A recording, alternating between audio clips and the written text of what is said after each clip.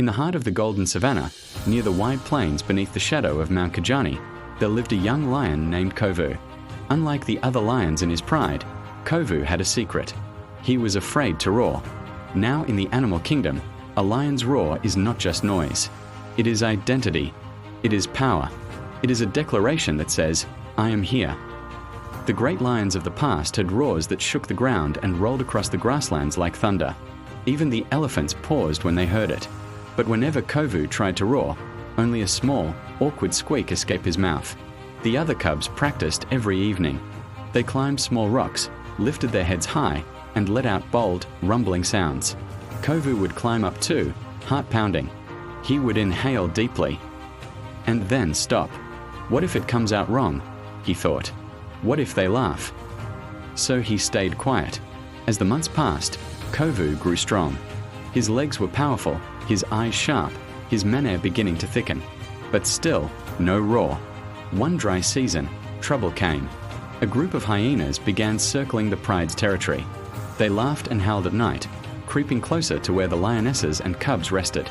The older lions were away hunting far to the south. Only the younger lions remained to guard the land. The hyenas sensed hesitation. One evening, as the sun bled red across the horizon, the hyenas stepped boldly into the edge of the territory. They taunted and snapped, their eerie laughter spreading fear among the cubs. Kovu felt the fear too. His paws trembled. He wanted to hide. But then he saw something that changed him. A tiny gazelle fawn had been separated from its mother and was frozen in panic near the bushes. The hyenas were edging closer. No one else was moving. Kovu's heart pounded harder than it ever had before. He realized something important in that moment. Being brave does not mean you are not afraid. It means you act even when you are. He stepped forward. The hyenas turned and laughed.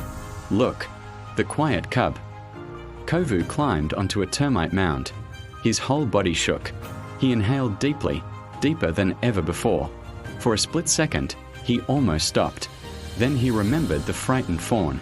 He opened his mouth and let everything out. The roar that burst from him was not perfect. It cracked slightly at the start, but it was loud. It rolled across the savannah like distant thunder. Birds shot into the sky. The ground seemed to hum. The hyenas froze. They had expected silence. Instead, they heard strength. One by one, they backed away, their laughter fading into the tall grass.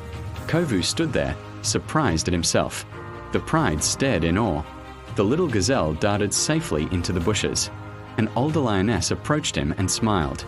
"Your roar was never missing," she said gently. "It was waiting for courage."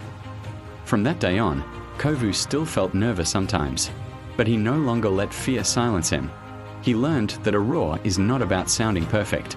It is about standing up when it matters. And across the savannah, when the sun dipped below the horizon, a strong, steady roar could now be heard, carried by the wind, full of heart.